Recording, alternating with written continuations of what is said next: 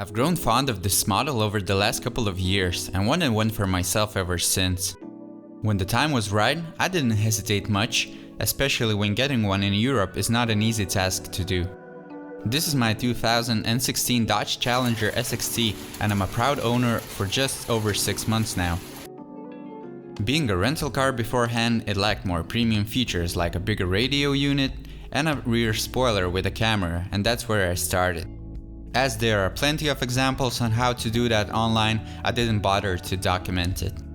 Oh, and it was a bit too quiet for my taste, so I did upgrade that too.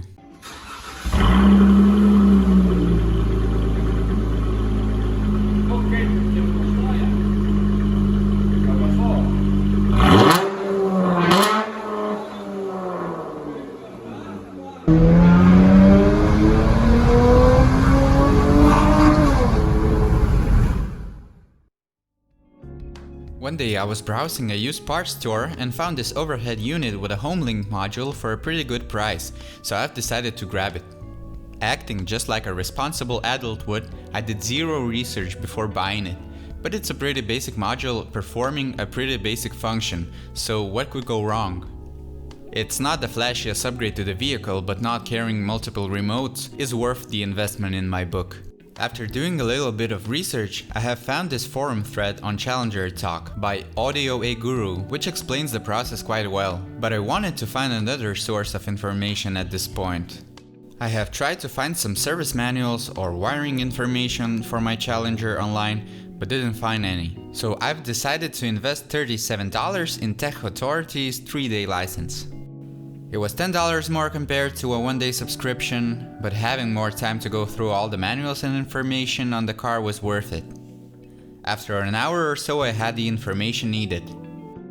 UGDO or Universal Garage Door Opener module has 4 pins, where the first one is power for the module, the second is LED illumination power, the third one is marked as no connect, which basically means there's no need for a wire there because it doesn't connect to anything, and the fourth is the ground connection.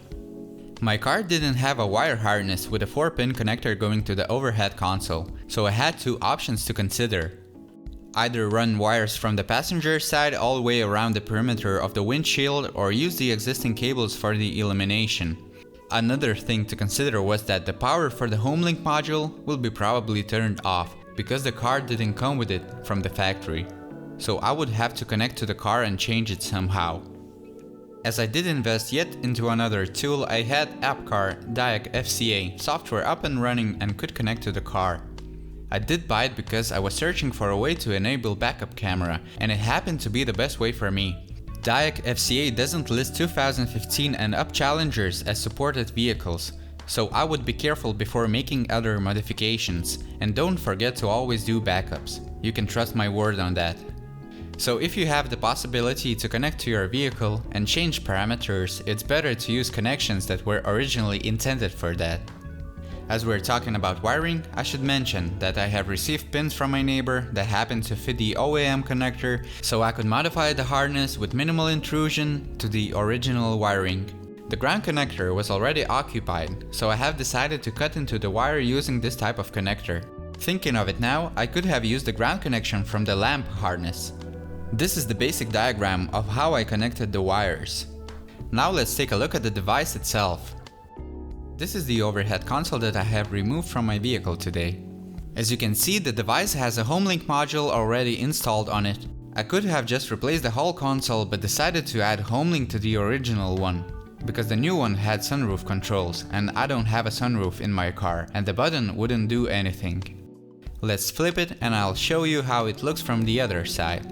As you can see, there is a connection for the sunroof controls on the right console, and everything that's on top was just swapped by undoing 4 screws. Let's move the spare console. I will show you how to remove the module by undoing the 4 screws.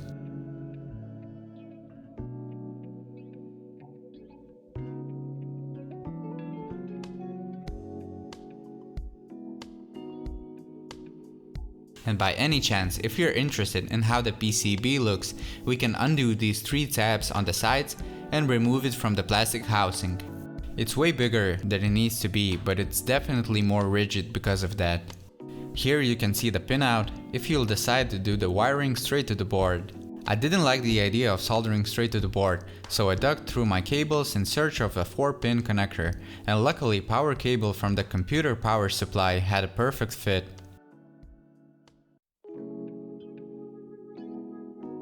It's just like the USB, never goes the right way in from the first try.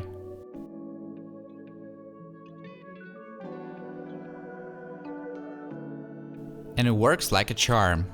You can find it as a 4-pin male fan connector, but it's better just to bring the module to the local electronics store, as there are a lot of different types of this connector. Of course, I would not recommend going to the electronics store during the pandemic. You can email them and ask for help. If someone has the correct name for this part, please leave it in the comment section. Measurements in metric are 12.5 mm in width, 5.5 mm in height, and 14 mm in length.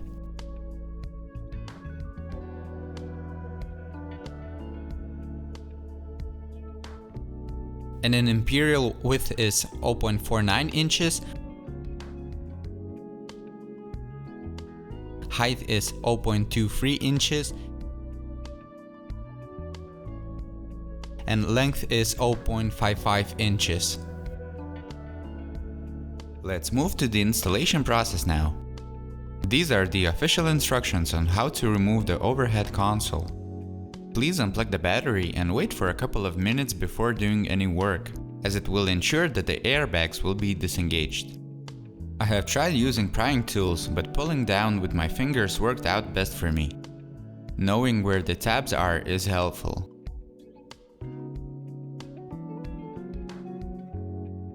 And just like that, the console is removed.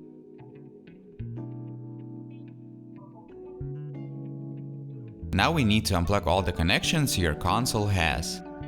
It's handy to have some sort of tool to give pressure to the connector and push it out upwards. Now you could just use the power provided by the lamp connector and skip the following steps. This is the wiring information for the reading lamp cable.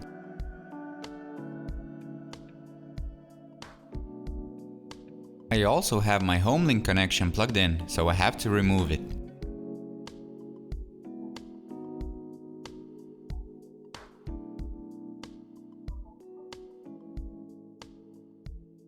I have pulled a new cable under the headliner to the passenger side pillar. I have used a fishing line for the trickier areas.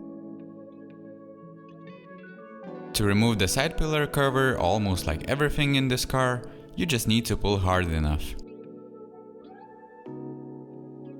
On the bottom of the pillar, there will be a 12-pin connector, to which I have added 2 new pins. One for the HomeLink power and another for the LED illumination. If you don't have pins available, you will have to use the female side of the connector and splice the wires to get the module power, LED power, and ground connection. You can unplug it by pressing down the tab and pulling the connector towards you.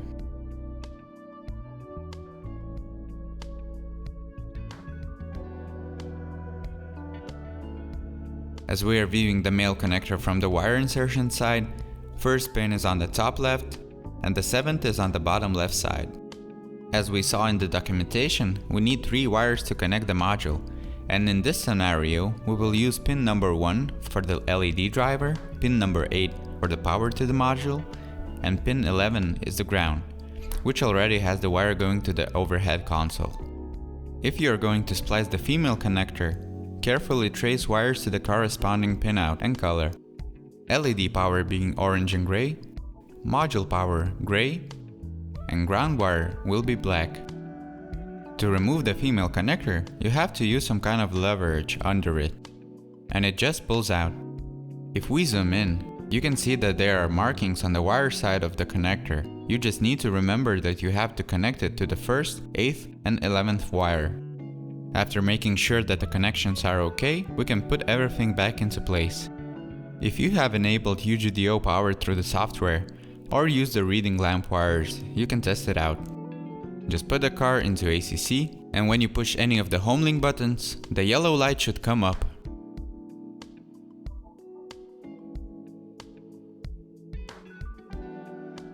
That will be all. Thank you for watching, and hopefully installing HomeLink will be easier.